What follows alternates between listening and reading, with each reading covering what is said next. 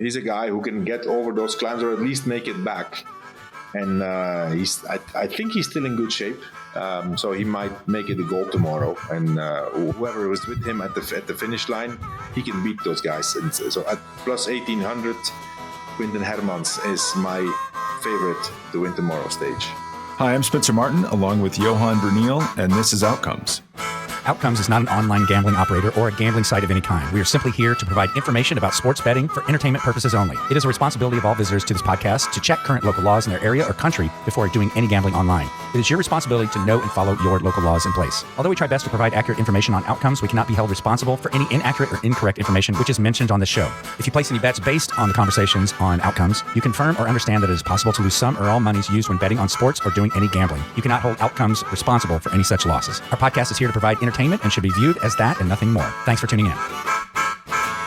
Everybody, welcome back to Outcomes. We are predicting stage 18 of the Vuelta a España, 180-kilometer rolling to medium, small mountain stage through the Basque Country. Difficult stage to ride, difficult stage to predict, but that's why we have Johan here. But Johan, before I pick your brain on that, let's briefly talk about stage 17. Just because we finally got a win. Kaden Groves wins one of our picks. I actually can't remember which one of us picked Kaden Groves. Not the best payout. I did. I mean, I picked the winner and you picked the second guy. So we had full house.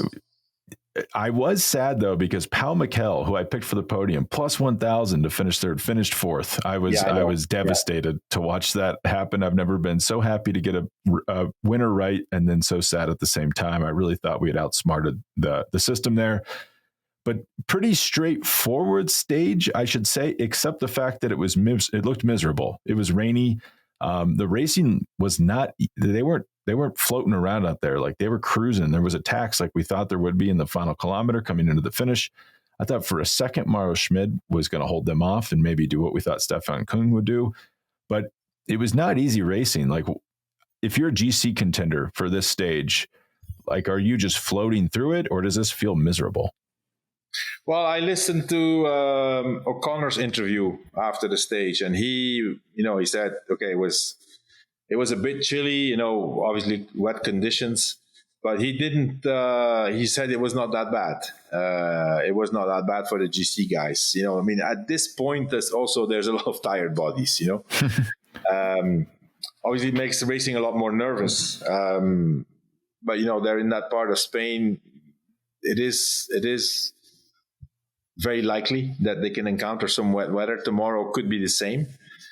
But obviously, the advantage is there's no more, the big heat is gone. That's, it's around 20 degrees, I would say, which is very pleasant for this time of the year. But still, you as a GC rider, you have to pay attention. You have to make sure you're in the front. I didn't see anybody having any problems. When it's wet and there's, it's especially coming into a big city like Santander, roundabouts could be an issue. But it was basically, straightforward. The breakaway was out there. The teams, Alpecin and DSM were controlling together, which was, nice to see. They obviously both believed in their sprinter. And Kaden Groves won, Pavel Bittner second. Logical result, I think. So yeah, I mean, if there was going to be a sprint stage, it was going to be today. Tomorrow we don't know, and for the rest of the Vuelta, absolutely not anymore. So I think today was definitely a guaranteed sprint stage. Yeah, with Van Aert not here, too. I mean, Kaden Groves, it's like obvious how much faster he is than everybody else. Like, Bittner was there, didn't really ever threaten to come around him. Crazy stat about Kaden Groves: his last 6 victories have been at the Vuelta a España, which means he didn't win a race from stage 21 of last year's Vuelta and stage 2 until stage 2 of this year's Vuelta, but has just seemingly not missed a beat. 3 wins in each one. Could he win another stage? Is there? I don't think there's another sprint stage because 18. Well, if there's another stage that he could win, it would be tomorrow, but it would take quite a lot. We're going to detail about tomorrow's stage in a bit, but I think this was his last opportunity. If he would win tomorrow, I'm not excluding it. I mean, he's a strong rider.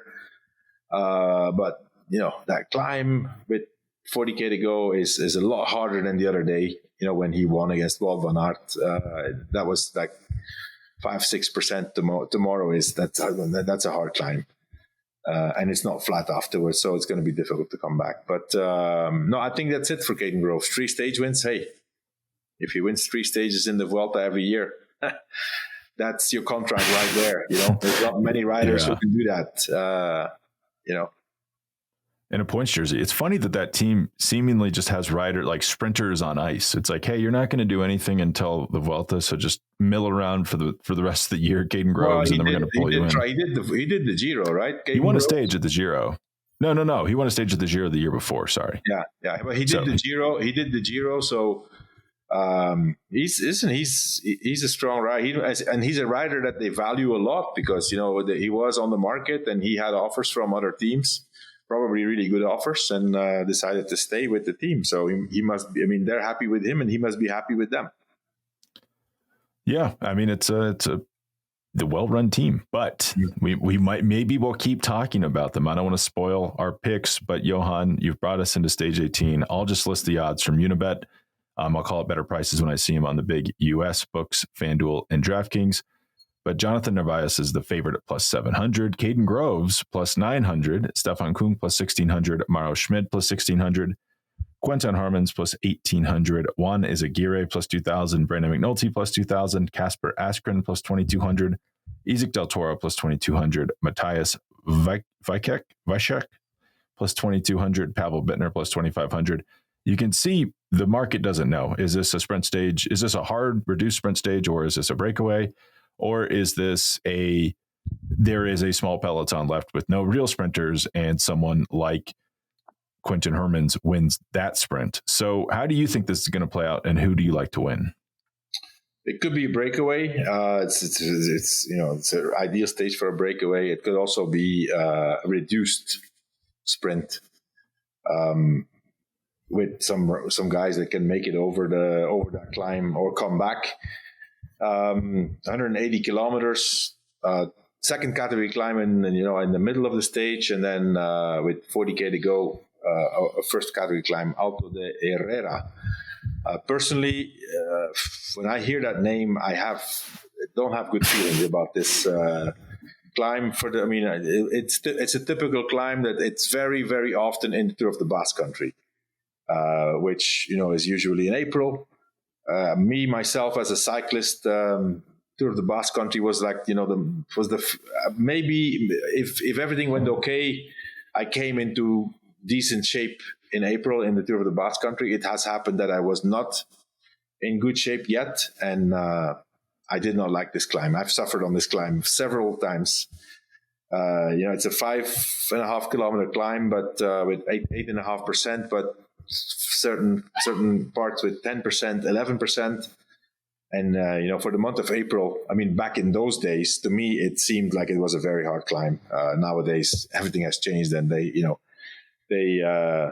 go over it a lot easier. But I think that climb is hard enough for guys like Kaden Groves to not be there and probably not come back afterwards. So it's going to depend. I think if there's a breakaway, Kaden Groves, even if he's in the break, he's not going to win the stage. If he's not in the break and the breakaway finishes, he's also not going to win the stage. So I think it's very difficult for him. A guy I like for the stage of tomorrow is somebody who can win from both scenarios, and that's Quentin Hermans. He's been on work duty for Kaden Groves, obviously. He's already finished 1 second in a stage. And, he's a guy who can get over those climbs or at least make it back. And I think he's still in good shape. So he might make it a goal tomorrow. And whoever was with him at the finish line, he can beat those guys. And so at plus 1,800, Quentin Hermans is my favorite to win tomorrow's stage. I like that a lot. He's actually plus 2,900 on FanDuel in the US. I'm gonna bet that right now. That's a much better price. And I'm not gonna pick Hermans because you just picked him, but I think your warning about Groves is correct. And the climb is difficult. Like there's two problems to the climb. There's like Kaden Groves physically getting over the climb. Maybe he gets dropped. We probably know a lot of his teammates are getting dropped. He will not be bringing a full sprint train over that climb with him.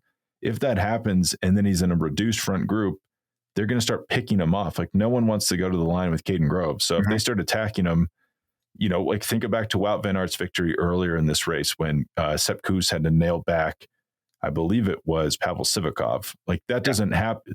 Wout probably doesn't get that stage win without Sepp Kuss doing that. So if Groves doesn't have teammates with him, that gets really complicated. As you say, it's not like it gets over the climb and then it's easy. They get over the climb and it's the hardest part of the day starts. It's just like up and down, classic Basque Country terrain, all the way to the finish, slightly uphill finish, another climb, 5K from the finish, 2.5 kilometers, 5%. That's a perfect launch pad. And it's actually a slightly more expensive version of your pick, Jonathan Narvaez at plus 700. I like him because, as you said about Hermans, he can win from the breakaway or from the peloton. I tend to think that if guys like Hermans and Narvaez are in the breakaway, it will probably stay away. If they aren't, it probably won't. So I think those are really good value picks because they'll probably be part of the winning group no matter what. Obviously it's not guaranteed that they win, but they'll be determining whether a move stays away or not. Yeah. I mean, on the downside, though, if you have a guy like Narvaez and a guy like Quinten Hermans, everybody knows they're fast. If they're in a breakaway, there is ideal terrain to attack in the final. So all the weight is on those guys then. So it's still going to be a gamble. But I think, based on their form, based on what we've seen, and based on their speed, I think we should take them into account for the stage win because they're fast.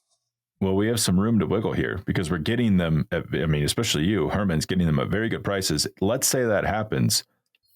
Who takes advantage of that? Like, let's say, Narvaez is too fast. I don't want to go to the line with him. I'm going to attack. Like, what type of rider do you think could do that and stay away and win? I'm going to pick Brandon McNulty from a breakaway attack at the end of the race, for example, on that climb, 2.5 kilometers, 5% with about 6K to go. That could be an ideal terrain for Brandon McNulty to attack there and take it home. Plus 2,000. I think that's really good for Brandon McNulty. He's actually plus 2,200 on his home country book, FanDuel. The Americans are not buying enough McNulty right now.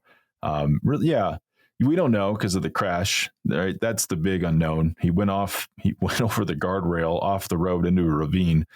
That's usually not the best preparation for a stage win, but he didn't look that injured. And he wasn't acting as though maybe he was in shock, but he actually didn't look that flustered to me. He just kind of, it's like, I had a little fall and I'm going to get back on the bike. And he actually had a good finish to that stage. That was back on, I believe that was stage 15, that brutally hard finish. So I could absolutely see McNulty winning this. It's a little more risky because he probably can't win from a group, even though we saw Eddie Dunbar, who doesn't have a great sprint, win from that group after Brandon McNulty pulled the move back for him. But McNulty, there's such a limited number of riders at this point in the race who can even get in these moves, and then B, who have the strength, like have the raw power and class to get away. And he's one of those riders. So plus 2,200, it's not a bad pick. Yeah, I like, and he would deserve a stage win. He already won a stage, the first stage, but he's been working a lot. He's been trying to go in breakaways. And it's like you say, I think, 3-4 days after that crash, I think he's probably, back to, I'm not going to say his full capacity, because a crash, you carry that with you for at least a week, and probably never recover during a run tour. But he's a class rider, so I think he has a chance to win from a break. My pick for late attack, I don't want to go to the line with this guy's too fast, I'm going to attack on these hills, is Mauro Schmid plus 1,600. Not as well priced, but he's running hot. The engine is hot. Got second back on stage 13, fourth on stage 12. Looked like he might win the stage briefly today. I was concerned that we picked the wrong Swiss rider to win, but maybe I'm like picking him just because I saw him attack and he scared me and I thought he was going to win the race, but he looks strong, and as I said, there's so few riders that are strong at this point. he probably will be. It's hard to imagine he doesn't get in the winning move. So I'm going to pick him at plus 1,600. Plus, he's not slow. He can sprint too. Yes. So yeah, I mean, I think that attack today shows that he still has something in the legs. Yeah, I like that, Mauro Schmidt. It's a good choice. So we will go to our head-to-heads, which you swept again the other day. That only had happened like once I'd ever seen, and then you've done it twice in this race. So pretty impressive. First one, this is on FanDuel. Kaden Groves, minus 370. Terrible odds. Pavel Bittner, plus 250. And this could be a nothing. Yeah, well, they're both not going to be there. So yeah. It just depends who wants to suffer the most and which gruppetto they are. I'm going to say Kaden Groves because he will try and not make it. Bittner, I don't think he will even try. I think Bittner has, knows that he can't make it or can't come back. Even with those negative odds, I think Groves finishes in a group that will be ahead of, because it will be little groups. Yeah. So Groves. Oh man, I'm going to let you own that. That's your pick. Yeah. That seems crazy, but yeah, I guess you're right. Like, what does Bittner have to race for outside of the stage when he's not going to win green? Well, we'll talk about that later. He's not going to overcome Groves' lead for green. So he might as well it actually would be hard to stay. I would find it hard to stay motivated if I was Pavel Bittner for the rest of this race. You obviously want to stay ready in case something happens to Kaden Groves, then you could win the green jersey. But it's this new trend, Johan, where like stage 16, 17 rolls around and it's like, hey, sprinters, hope you had a good time because you're going to be in the gruppetto all the way to the finish. It's got to be an odd way to end the Grand Tour, actually. Just for the honor of finishing the Grand Tour, these guys keep going. It's 3 stages. It's long. I mean, tomorrow still, but 19, 20, 21, there's nothing to be gained at all. But, not just because you're a sprinter, Spencer. The majority of the peloton is in the same situation. They all know they're not going to win. That's a good point. Very good point. I've been there. Jonathan Narvaez, minus 215. Matthias, how do you say his last name? Vácek, plus 156. Kind of an interesting one. I mean, Vácek is a guy that we were high on early. He's not totally fallen apart, but for whatever reason, we've not been talking about him as much, and he's not totally in the conversation for these stage wins, but he's actually, I looked into it, he's not as far off as you would think. He's actually been in threatening positions at times. I kind of like Vácek better than Groves. Me too. To come in, yeah. He's, to bet on him also is not bad. Plus 2,200. He's a guy that could make it back, and he's fast also. So, what can he beat Narvaez and Hermans? I don't know. Maybe he was second one stage. I think he was second to Wout van Aert. Yeah, on exactly. stage 7. Mm-hmm. This the only thing is he was fourth on stage 14. The only thing is Hermans and Narvaez have been so much more active, and you wonder, is that because they're doing better? Yeah, are they just in better condition? Well, hey, listen, I mean, it just takes one True. good day, True. But I think definitely someone to think about. Vácek takes this head-to-head. Okay. And I'm going to see if I see anything interesting. I mean, the problem with I'm looking at DraftKings. The problem with DraftKings is like Stefan Kung versus Mauro Schmidt, kind of an interesting inter-Swiss rivalry here. They're both minus 120 because DraftKings is taking such a massive cut. And you're like, well, that turns what could be a fun bet into you're just paying a massive premium to guess which guy's going to make it in the move and finish in front. So I don't love that at all. No.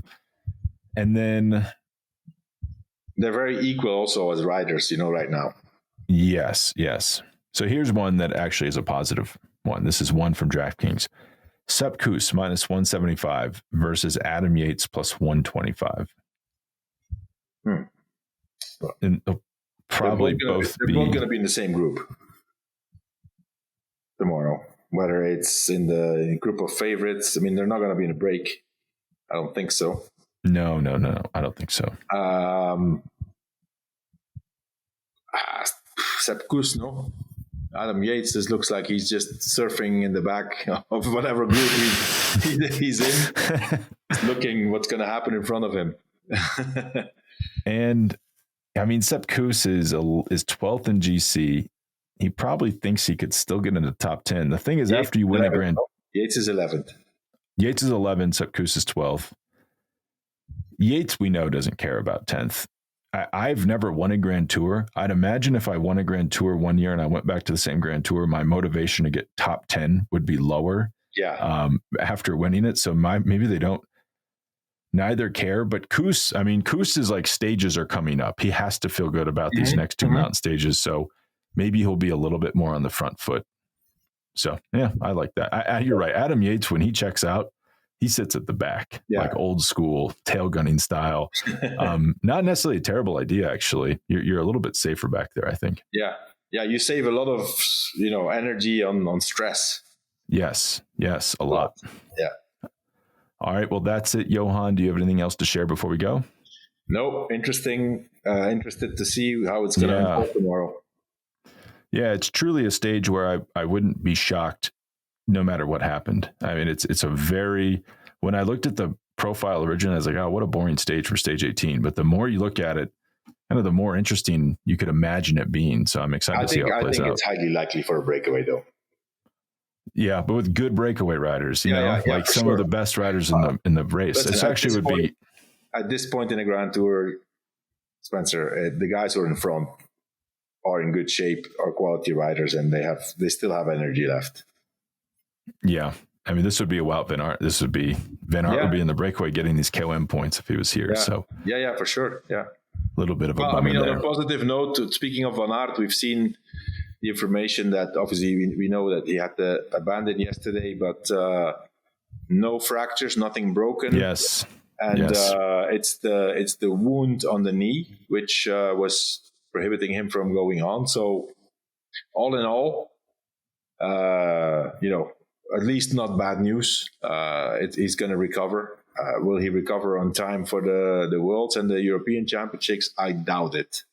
I think he's probably going to make it to the Worlds, but he will lose momentum. I think on a course like the course in the World Championships, you need to be 100%. I don't think he can be 100% after this crash. Yeah, unfortunately, he needed to be in the form that he was building into. Yeah, perfectly. With a little bit of a disruption, that seems too hard. Yeah. Well, we don't want to spoil our outcomes for Worlds. So forget you heard that, everybody. And we'll talk to you tomorrow, Johan, for stage 19. Thanks. Bye.